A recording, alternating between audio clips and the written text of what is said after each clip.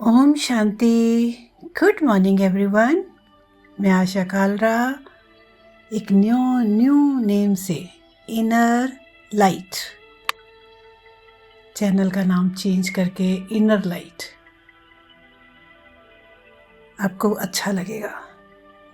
तो आज जो विषय के साथ आई हूँ कि शिवरात्रि का समय आ रहा है, 26 की शिवरात्रि है।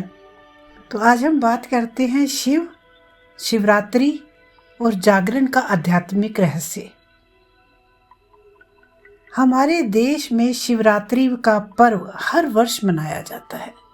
इस दिन शिव भक्त शिव मंदिरों में जाकर शिवलिंग पर लोटी, बेलपत्र आदि चढ़ाते हैं, पूजन करते हैं, उपवास करते हैं और रात्रि का जागरण करते हैं। शिवरात्रि को सार्थक बनाने के लिए यह जानना बहुत ज़रूरी है कि शिव कौन है तथा उनकी रात्रि ही क्यों मनाते हैं और परमात्मा शिव के ऊपर बेलपत्र क्यों चढ़ाते हैं, उपवास क्यों करते हैं, रात्रि जागरण क्यों करते हैं। एक विशेष कर्म की ओर इंगित करता है ये सब, क्योंकि जो कर्म कांड मनुष्यों द्वारा किए जाते हैं उनके पीछे आध्यात्मिक रहस्य समाया होता है, जिसमें समूची मानव जाति तथा व्यक्तिगत स्तर पर मनुष्य के हित और अनहित की कड़ी निहित होती है, एक कड़ी बनी होती है।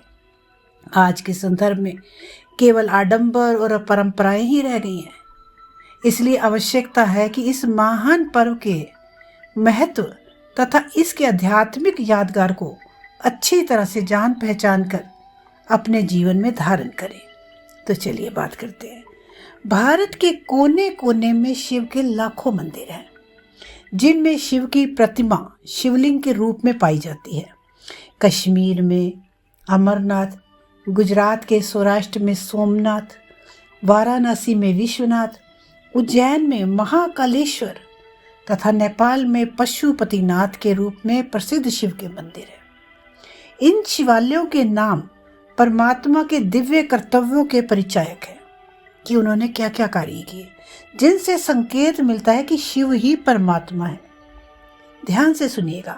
कहा जाता है कि दक्षिण भारत तमिलनाडु में रामेश्वर के स्थान पर श्री राम ने तथा वृंदावन में गोपेश्वर के स्थान पर श्री कृष्ण ने भी शिव का पूजन किया था।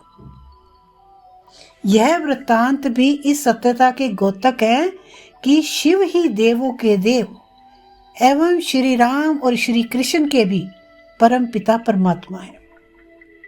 शिव की प्रतिमा का शिवलिंग के रूप में दिखाया जाना सिद्ध करता है कि परमात्मा निराकार है, जिसका देवी देवताओं जैसा कोई साकार, पुल्लिंग और स्त्रीलिंग का कोई स्वरूप नहीं, वरन ज्योतिर्लिंग निराकार स्वरूप है।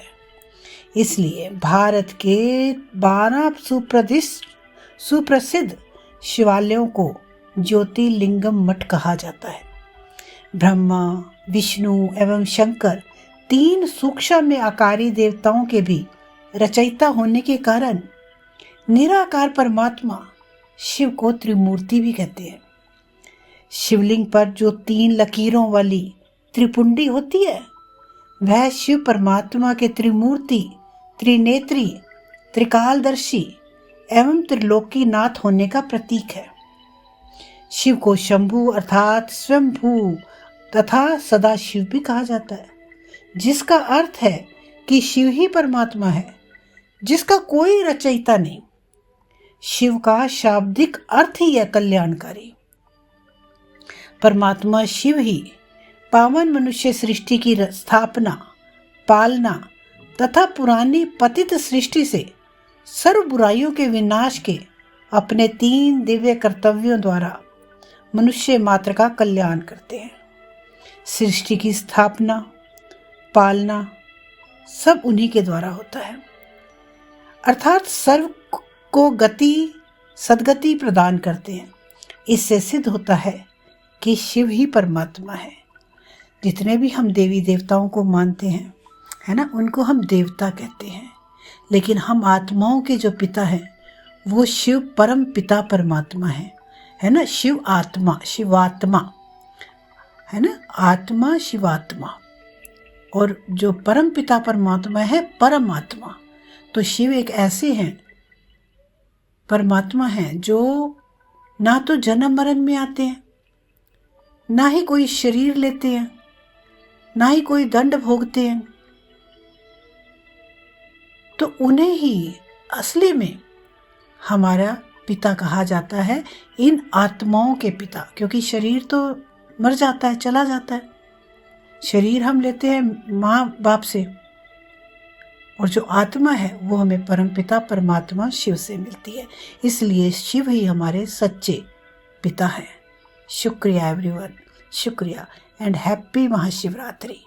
Happy Mahashivratri to all. बहुत खुश रहें, सदा सुखी रहें। ओम शांति।